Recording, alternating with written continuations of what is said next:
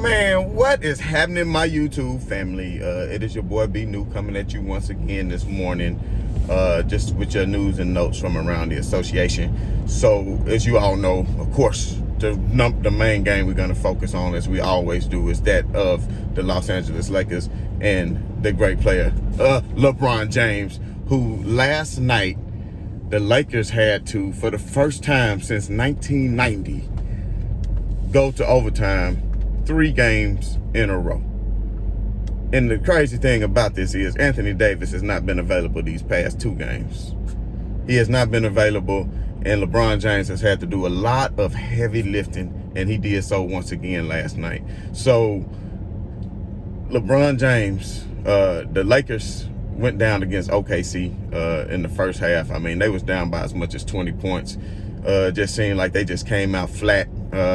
I guess when they played OKC the other night and they came back, it's kind of like they can just turn it on when they want to. And that's something that's dangerous. They don't need to be just trying to turn it on when they want to, because that is not a recipe for success. You want to stay consistent and not play down to your level of competition. But I will say OKC, have such a poor record, they're a scrappy team and they're a well-coached team. And one thing I noticed is they moved without the ball.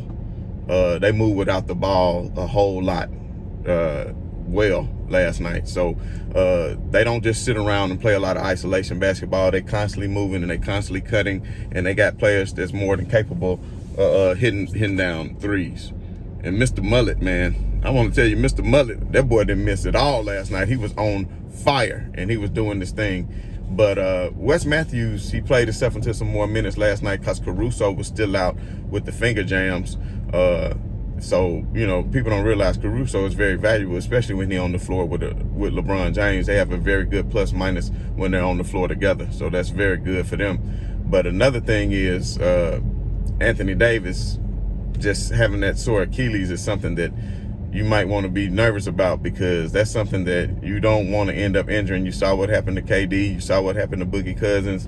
You seen what, look at Klay Thompson. You see what kind of dangerous injury that could be. So if you're having any kind of inkling that Achilles may be injured, then the best thing to do is to continue to get him rest and then allow LeBron James to keep doing that heavy lifting. But they're only going to get a night off tonight, and then it's right back at it against the Memphis Grizzlies on Friday night. And Ja Morant and company are looking real good. They had a great win last night. So the Lakers need to be prepared. LeBron James, I know he said he doesn't get tired, but you play 3 overtime games in a row at the age of 36, especially in this the way the NBA is played now. All the running, the shot clock being reset at 14 with all the extra possessions, it just makes for you to be more tired and to lose your legs. So at this point, I don't see LeBron James missing a game, though. I think he's definitely going to come out and give it his all. But then right after that, they turn around and have the big game against Denver. And I'm sure Jokic, he's been looking real good, and he looked real good last night again in their victory, is going to be prepared for the Lakers to do what they got to do. But anyway, the Lakers last night, when it got into the fourth quarter, and the whole game, I just kept thinking, the Lakers going to win. They're going to win. OKC going to fold at the end because they're the younger team. But, man, they stayed scrappy and they stayed ready. And the thing is, when OKC came back down and got the and one with like 6 seconds left, I said, oh, my goodness, not the and one. And that's another thing, before I get into that. Another thing is, I'm so tired of LeBron James not getting. Where's his and ones? LeBron should have had about 5 or 6 and ones. He go to the hole every time he getting whacked. He can't help it if he that damn strong that y'all just keep whacking him every time and you don't call it. What? If LeBron was to get the same calls that Michael Jordan got, you couldn't breathe on him, then he'd probably have another 1,000 points. I promise you that. I promise you that. If he get the calls that Kyrie Irving gets, which I'll get into that in a second, because Kyrie went 17 for 17 last night on his free throws. 17 for 17, so he definitely learning some shit from James Harden as far as getting to the line. That's for sure. And he's deadly at the line. I give him that. But I'll get back to that in a second. So stop. Hey, Trae Young, stop crying. Like, that's another thing at the end of the Dallas game. But I'll get to that in a second. Let me, my mind all over the place this morning, but to stay focused. So then they got the and one and went up by 3. And I said, oh, man, LeBron legs hadn't been under him. Who going to take this three-point shot? Is he going to drive it, kick it to Wes Matthews? Wes Matthews had hit couple threes. Wasn't a great percentage. I want to say maybe 25%. He might have hit like 3 out of 8 or something like that, 3 out of 9. Morris had hit a couple of threes, but he was kind of wishy-washy that game too. I was thinking, man, what are they going to do? What they going to draw up? I'm pretty sure the double going to come on LeBron. But I tell you what, another person who played well was Montrezl Harrell, and he set a hell of a screen to free up LeBron James. I like the way they working together. He set a hell of a screen for LeBron James to be wide open for that three. And what happened? Is it clutch? Was it money? Was it money? Did he get the bag? Nothing but the bottom of the net. Clutch. Skip. Were they behind? Were they ahead? Was it clutch or what? That three-point shot by LeBron James was so silky smooth to send the game into overtime. And then OKC dribbled the ball before they called the timeout, which really messed them up. So anyway, I was that at the end of the double overtime. Nonetheless, so then LeBron in the overtime, what does he do? He comes out. He just keeps getting Montrezl Harrell involved. He had several opportunities when he could have took it himself. He said, "No, let's get it to my man down here in this sweet spot." And he made a lot of good passes to give Montrezl the ball where he really likes to have it, right there in his sweet spot. And that's what he was doing. And the Lakers pretty much went up by 2, and it was only a few seconds left in the game. And that's when OKC advanced the ball and said, oh, my goodness. So they had to, by the time they called the timeout, they still had to take it out in the backcourt, which was a horrible mistake by them, because had they called the timeout before they advanced the ball and started dribbling, they could have took it out in the front court. But they took it out in the backcourt, and what happens? LeBron James steals the ball and doesn't allow them to even get a last possession. So not only does he hit the 3 to send it to overtime, he gets the game-winning steal to seal the overtime. So he's doing it on both ends of the floor, continuing his MVP performance for the season at the age of 36. And then in overtime, he just kept dishing it. He knew exactly what he was doing to feed his teammates, to give them the confidence they need. And one good thing about it, the Lakers playing in all these close games and coming out on top is only going to help them when it's time for the playoffs, when games are close and they ready to and they need to win the game. So shouts out to LeBron James last night. And then I also want to get into the game of Brooklyn. So yesterday I did say that I thought Brooklyn would lose to the Pacers. And I know the Pacers are not such a great team, but they had just lost to not such a great team. And then here they are playing on the second night of a back-to-back. So I think Kyrie Irving took a lot of things that the media was saying. I think he took it personally, and he was able to bounce back last night. He had a hell of a game. But, I mean, I tell you what, you might look at the score. I think they won by 10, but they was up by as much as 30 in the first half. And, I mean, I want to say in the first half, the Pacers only scored 30 points, maybe 32 points. It was in the 30s. It wasn't a lot. And you might have said, well, damn, Brooklyn is finally playing some lockdown defense. No, they weren't. I don't know what the Pacers couldn't have threw the ball into an ocean last night.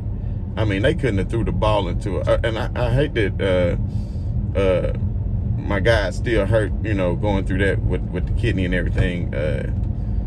Karis LeVert, I wish him well to get back healthy. But anyway, I thought that Sabonis and Miles Turner and company could maybe pull it off, but at least the ball distribution by Brooklyn was a little bit better last night. Kyrie and Harden had about the same number of shots, and they did get everybody involved. They got DeAndre Jordan involved, Jeff Green. So they really pulled off a good victory last night. So that was a good win for Brooklyn on the second night of a back-to-back. I think that was KD's third game out that he was required to miss, so he'll be back real soon.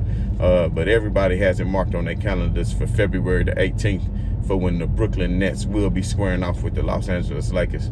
And damn it,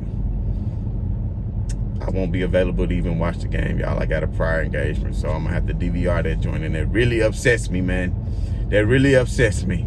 And I did not even know it, but I cannot get out of this engagement. But please believe, I'm going to be out in Las Vegas So please believe I'm gonna have some money on the line, depending on what the line is before the game. But I will be checking it out as soon as it's over. Maybe I can get out of there a little bit sooner and get, watch the game. So I really do hate that. But I know everybody got that circled on their calendars for the Lakers.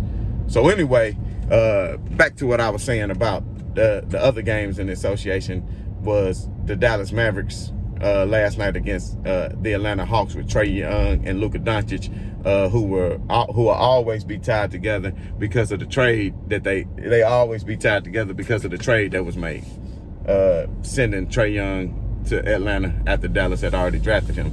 So basically, the game, what it boiled down to, was a close game throughout the game. A lot of threes. Of course, Trae Young did his thing. Luka Doncic did his thing. But what it all really boiled down to was, at the end of the game, Trae Young always looking for a foul.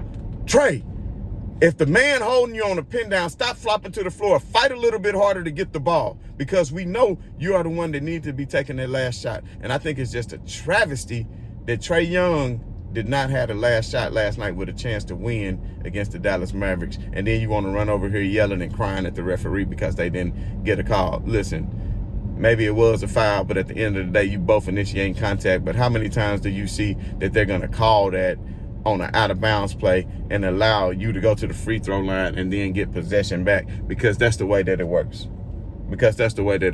And I just really don't see that happening. That's just not, that wasn't going to happen. You need to fight a little bit stronger, and maybe that's time for Trae Young to, hit the gym a little bit, get a little bit stronger. I know you're still young, but you got to build up something, because there's no way you need to get pinned down like that and then fall to the floor trying to get a call instead of being able to get the three-point shot off. I'm sorry, that's just my humble opinion. You might see it different. You might think the foul should have been called if you're an Atlanta Hawks fan, if you're a Trae Young fan, but if you're just a person that's observing the game, as a fan or somebody who used to play, you're going to look at it and say, man, what the hell? Come on, Trae Young. You got to get better than that. So at the end of the day, I think the league is in good hands. There's many good games that's on every night, and then like all the hatred that still keeps coming for LeBron James is so upsetting to me, because I just feel like, what does this man have to do? I mean, you cannot get on social media nowadays and see something without somebody trying to mark the name up, scar the name up, LeBron James. You just not, that's what you see every day. And for what? The man, 36-year-old at this point, let him ride off into the sunset and do his thing. But no, you're going to continue to hate on him. But it is what it is at this point. We know who the MVP of the league is. And like I said, we got that game circled on our calendars, Lakers against Brooklyn. Hopefully Anthony Davis will be healthy so we can see him get a chance to redeem himself from some of the poor play that he's been having this season. But anyway, I just want to come in at y'all this morning with my news and notes from around the NBA like we always do about this time. So this has been your boy B New. I'm saying right on to the real. I'm saying much love to the haters. I'm out.